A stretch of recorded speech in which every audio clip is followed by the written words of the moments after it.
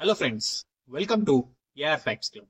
చాలా news channels వాళ్ళు arrest అయ్యారు, వీళ్ళు అరెస్ట్ అయ్యారు అని చెప్పని బ్రేకింగ్ న్యూస్ వేస్తున్నాయి. కానీ స్టిల్ మన మైండ్ లో what is Delhi liquor scam అని ఇంకా ఉంది. అగ్ర నాయకుల అరెస్ట్లతో దేశంలో ప్రకంపనలు సృష్టిస్తున్న న్యూస్ ఈ Delhi liquor scam.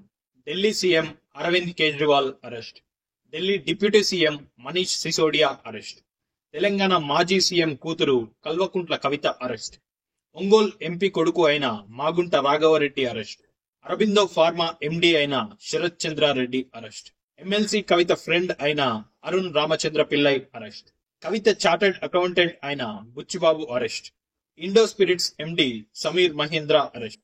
News channels లో చూస్తున్నా కూడా అసలు ఎవరు వీళ్ళ లింక్స్ ఏంటి అని చెప్పని ఇంకా మైండ్ లో డౌట్స్ ఉన్న వాళ్ళకి ఈ వీడియో అంకితం. Delhi liquor scam complete information ని 10 నిమిషాల్లో షార్ట్ అండ్ స్వీట్ గా పూసగుచ్చినట్లు అందరికీ అర్థమయ్యే విధంగా వివరిస్తాను.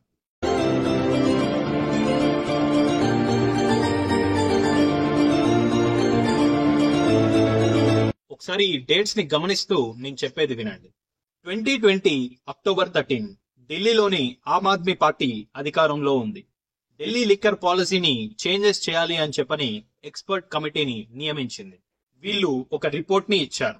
2021 ఫిబ్రవరి 5 రోజు ఈ రిపోర్ట్ ని మళ్లీ పరిశీలించాలని 3 మినిస్టర్స్ కమిటీని నియమించారు. 2021 మార్చ్ 22 ఈ 3 మినిస్టర్స్ కమిటీ గవర్నమెంట్ నుండి ప్రైవేట్ కి టెండర్స్ ని డైరెక్ట్ గా ఇచ్చుకోవచ్చు అని చెప్పని సజెస్ట్ చేసింది.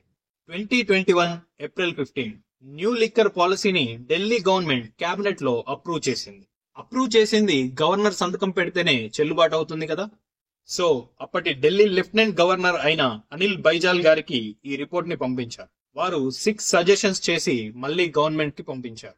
2021 మే 21 గవర్నర్ చేసిన 6 సజెషన్స్ కి అకార్డింగ్లీ పాలసీని చేంజ్ చేశారు. 2021 జూన్ 23 మళ్ళీ కేబినెట్ మీటింగ్ జరిగింది. 2021 నవంబర్ 5 న్యూ లిక్కర్ పాలసీని ఢిల్లీ గవర్నమెంట్ అప్రూవ్ చేసింది.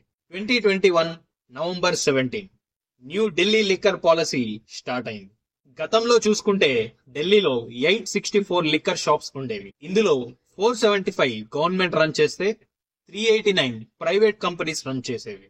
టెండర్స్ ని డైరెక్ట్ గా గవర్నమెంటే సేల్ చేసేది. 25 ఇయర్స్ కన్నా ఏజ్ ఎక్కువగా ఉన్న వాళ్ళకి మాత్రమే ఢిల్లీలో లిక్కర్ సర్వ్ చేసేవాళ్ళు. ఇప్పుడు ప్రస్తుతం వచ్చిన ఢిల్లీ న్యూ లిక్కర్ పాలసీలో ఎలాంటి చేంజెస్ తీసుకొచ్చారో చూద్దాం. ఢిల్లీ అనేది దేశ రాజధాని. ఇందులో గవర్నమెంట్స్ లిక్కర్ సేల్ చేయడం ఏంటి చీప్ గా, చిన్న షాప్స్ లో మద్యం అమ్మడం ఏంటని ఒక 5 రూల్స్ తీసుకువచ్చారు. అందులో ఢిల్లీని మొత్తం 32 జోన్స్ గా డివైడ్ చేశారు. పాతగా ఉన్న వైన్ షాప్స్ అన్ని ఇప్పుడు లిక్కర్ మార్ట్స్ గా చేంజ్ అయ్యాయి. ప్రైవేట్ పీపుల్ దగ్గర లైసెన్స్ ఫీజు తీసుకుని అప్పజెప్పేవారు. ఉదయం 3 గంటల వరకు షాప్స్ ఓపెన్ ఉండేవి. జొమాటో, స్విగ్గీల్లో హోమ్ డెలివరీకి మందు తీసుకొచ్చుకునే సౌలభ్యం కల్పించారు. యాక్చువల్ గా ఉన్న ఎంఆర్పి ప్రైజెస్ కన్నా ఎక్కువ ప్రైస్ కి అమ్ముకునేలాగా ప్రైవేట్ వ్యక్తులకి గవర్నమెంట్ వెసులుబాటు కల్పించింది. ఫ్రెండ్స్, ఉన్న ఎంఆర్పి రేట్ కన్నా ఎక్కువగా సేల్ చేస్తున్నారంటే ఇక్కడ ఎవరు లాభ పొందుతున్నారు? ఈ న్యూ ఢిల్లీ లిక్కర్ పాలసీ వల్ల ఎవరికి ప్లస్ అవుతుంది? ప్రైవేట్ పీపుల్ కి. ఇది అందరికీ అర్థమవుతుంది కదా. 2022 మే 26 కొత్తగా ఢిల్లీకి లెఫ్టినెంట్ గవర్నర్ అపాయింట్ అయ్యారు. ఆయన పేరు Vinay Kumar. 2022 July 8 chief secretary నుండి కొత్తగా చేరిన లెఫ్టినెంట్ గవర్నర్ కి ఒక లెటర్ అందింది. ఆ లెటర్ లో Delhi deputy CM excise minister అయిన మనీష్ సిసోడియా గారు 140 కోట్ల లైసెన్స్ ఫీజు ని రద్దు చేశారని చెప్పారు. ఒకవేళ ఆల్రెడీ ఎవరైనా చెల్లించి ఉన్నా కూడా 30 crores అమౌంట్ ని రిటర్న్ బ్యాక్ చేశారంట. దీనివల్ల గవర్నమెంట్ కి రావాల్సిన లైసెన్స్ ఫీజ్ లాస్ అవుతుంది కదా. సో గవర్నమెంట్ కి మొత్తం 140 crore rupees loss. 2022 July 22 lieutenant governor అయిన వినయ్ కుమార్ గారు ఢిల్లీ లిక్కర్ పాలసీ మీద సమగ్ర విచారణ జరపాలని సిబిఐ ఎంక్వైరీకి రిక్వెస్ట్ చేశారు. సో జూలై 22 రోజు సిబిఐ ఎంక్వైరీకి ఆర్డర్ చేశారు. వెంటనే జూలై 28 రోజు Aam Aadmi party Delhi new liquor పాలసీని క్యాన్సిల్ చేస్తున్నాం, మళ్ళీ ఇంకొక పాలసీని తీసుకొస్తామని చెప్పని అనౌన్స్ చేశారు. సిబిఐ రైట్స్ ఆగడం లేదు. 2022 August 19 Delhi deputy CM Manish Sisodia పైన సిబిఐ రైడ్స్ స్టార్ట్ అయ్యాయి. 2023 ఫిబ్రవరి 26 సిబిఐ మళ్లీ ఇంట్రాగేషన్ స్టార్ట్ చేసింది. మనీష్ సిసోడియా అరెస్ట్ అయ్యారు. ఆయనతో పాటు ఇప్పటికీ 16 మంది అరెస్ట్ అయ్యారు. ఇంకా జైల్లోనే ఉన్నారు. 2022 జూలై నుండి ఇప్పటి వరకు అసలు ఏం ఇంట్రాగేషన్ జరిగిందో ఒక రీక్యాప్ లాగా చూసేద్దాం. ఇక్కడ కొంతమంది ఇంపార్టెంట్ వ్యక్తులు ఉన్నారు. ఆంధ్రప్రదేశ్ లోని ఒంగోలు ఎంపీ అయిన మాగుంట శ్రీనివాసులు రెడ్డి గారి కొడుకు మాగుంట రాఘవరెడ్డి, ఆంధ్రప్రదేశ్ లోని విజయసాయి రెడ్డి రిలేటివ్ అయిన అరబిందో ఫార్మా ఎండి శరత్ చంద్రారెడ్డి, తెలంగాణలోని కల్వకుంట్ల కవిత, ఆమె ఫ్రెండ్ అయిన అరుణ్ రామచంద్ర పిల్లై, ఆమె చార్టెడ్ అకౌంటెంట్ అయిన ఆడిటర్ బుచ్చిబాబు. 2022 డిసెంబర్ 6 కవితకి సిబిఐ నోటీసులు అందజేసింది. 2022 డిసెంబర్ 11 సిబిఐ కవితని హైదరాబాద్ లోని తన ఇంట్లో విచారణ చేసింది. 2023 మార్చ్ ఈడీ కవితని ఢిల్లీకి పిలిచి ఇంట్రాగేషన్ చేసింది. సో ఇప్పటి వరకు ఎంపీ కొడుకు అయిన మాగుంట రాఘవరెడ్డి, అరబిందో ఫార్మా ఎండి అయిన శరత్ చంద్రారెడ్డి ఆల్రెడీ అప్రూవల్స్ గా మారారని, వాళ్ళు అరెస్ట్ అయ్యారని, బెయిల్ మీద బయటకు వచ్చారని సిబిఐ డిక్లేర్ చేసింది. యాక్చువల్లీ అక్కడెక్కడో ఢిల్లీలో లిక్కర్ పాలసీ చేంజ్ అయింది. ఇప్పుడు కవితకి, మాగుంట రాఘవరెడ్డికి, శరత్ చంద్రారెడ్డికి అసలు ఇందులో ఏం లింక్ ఉంది, ఏం సంబంధమో చూద్దాం. విచిత్రం, విశేషం, విడ్డూరం ఏంటంటే ఢిల్లీ లెఫ్టినెంట్ గవర్నర్ వినయ్ కుమార్ గారు సిబిఐ ఎంక్వైరీకి రిక్వెస్ట్ చేసిన సెకండ్ డేనే బీజేపీ ఎంపీ పర్వేష్ వర్మ గారు ఈ స్కామ్ లో కేసీఆర్ ఫ్యామిలీ కూడా ఉంది అని చెప్పని అనడం విశేషం. సిబిఐ ఎంక్వైరీలో మనీష్ సిసోడియా అండ్ ఇంకొంతమంది వ్యక్తులు అరెస్ట్ అయ్యారు.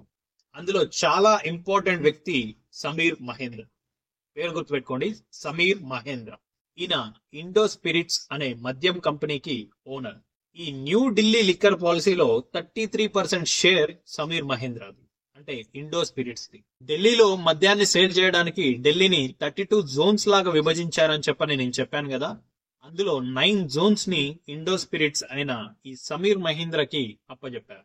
ఈ ఇండో స్పిరిట్స్ లో 65% వాటా మాగుంట శ్రీనివాస్ రెడ్డి, శరత్ చంద్రారెడ్డి, రామచంద్ర పిల్లైది. వీళ్ళంతా సౌత్ ఇండియన్ బిజినెస్ మ్యాన్స్ కాబట్టి వీళ్ళని సౌత్ గ్రూప్ గా అభివర్ణించి ఈడీ చార్జ్ షీట్ లో మెన్షన్ చేసింది. సౌత్ గ్రూప్ వాళ్ళు ఈ 9 జోన్స్ లో లైసెన్స్ ని పొందడం కోసం ఆమ్ ఆద్మీ పార్టీకి 100 కోట్ల లంచం ఇచ్చారని చెప్పని ఈడీ ఆరోపిస్తుంది. ఇండో స్పిరిట్స్ కి ముందే ఢిల్లీ లిక్కర్ పాలసీ స్కామ్ గురించి తెలుసని, తెలిసే ఇందులోకి వచ్చి ఇన్వెస్ట్ చేసిందని ఈడీ ఆరోపిస్తుంది. ఇప్పుడు మీకు తెలుసు ఇండో స్పిరిట్స్ లో 65% వాటా ఎవరిది? మాగుంట రాఘవరెడ్డి, శరత్ చంద్రారెడ్డి, అరుణ్ రామచంద్ర పిల్లై. మరి ఇందులో కవిత లేదు కదా, కవితను ఎందుకు పిలిచారు? ఇండో స్పిరిట్స్ యజమాని సమీర్ మహేంద్ర, అందులోని వాటాదారులు మాగుంట రాఘవరెడ్డి, శరత్ చంద్రారెడ్డి, అరుణ్ రామచంద్ర పిల్లై, సిఏ బుచ్చిబాబు. వీళ్ళందరినీ ఈడీ అరెస్ట్ చేసి ఇంట్రాగేట్ చేసింది. వాళ్ళు ఆరోపిస్తున్న విషయం ఏంటంటే Arun Ramachandra Pillai is equal to Kalvakuntla Kavitha. Indirect గా కవితనే అరుణ్ రామచంద్ర పిల్లైని అందులో పెట్టి గేమ్ ప్లే చేసింది అని చెప్పని ఆరోపిస్తున్నారు. అండ్ ఈవెన్ సమీర్ మహేంద్ర గారు సిబిఐకి ఇచ్చిన స్టేట్మెంట్ ప్రకారం అరుణ్ ని అసలు పరిచయం చేసిందే కవిత అని, అరుణ్ తో వ్యాపారం చేస్తే తనతో వ్యాపారం చేసినట్టే అని చెప్పని కవిత చెప్పింది అని చెప్పని చెప్పారు. సో ఇలా కల్వకుంట్ల కవిత ఢిల్లీ లిక్కర్ స్కామ్ లోకి వచ్చారు. కవిత బిజినెస్ లో అన్ని చూసుకునే ఆడిటర్ బుచ్చిబాబుని కూడా అరెస్ట్ చేశారు. ఆయన ఈ పాలసీ డిజైన్ లో కీలక పాత్ర వ్యవహరించారని చెప్పని ఈడీ ఆరోపిస్తుంది. 2024 మార్చ్ 15 కవితని తన ఇంట్లో అరెస్ట్ చేశారు. ఢిల్లీ రౌస్ అవెన్యూ కోర్టులో ప్రొడ్యూస్ చేశారు. 7 డేస్ కస్టడీకి తీసుకున్నారు. 2024 March 21 ED Delhi CM Arvind Kejriwal ని కూడా అరెస్ట్ చేశారు. నేరం రుజువయ్యే వరకు ఎవరు నేరస్తులు కారు. అలాగే ఇంత టెక్నాలజీ పెట్టుకొని ఎవరైనా తప్పు చేస్తే చట్టం నుండి ఎవరూ తప్పించుకోలేరు. టెక్నాలజీ అంటే గుర్తు వచ్చింది. మన నెక్స్ట్ వీడియో వచ్చేసి ఆర్టిఫిషియల్ ఇంటెలిజెన్స్ ప్రపంచాన్ని ఎలా రూల్ చేస్తుంది అనేది తెలుసుకుందాం. నా ఎక్స్ప్లెనేషన్ మీకు నచ్చితే మన ఛానల్ ని లైక్ చేసి తప్పకుండా మన ఛానల్ ని సబ్స్క్రైబ్ చేసుకోండి. నెక్స్ట్ వీడియో టాపిక్స్ గురించి కామెంట్స్ లో మీ విలువైన సలహాలని, సూచనల్ని అందించడం మర్చిపోకండి. వీడియో నచ్చితే షేర్ చేయడం మర్చిపోకండి. Thank you.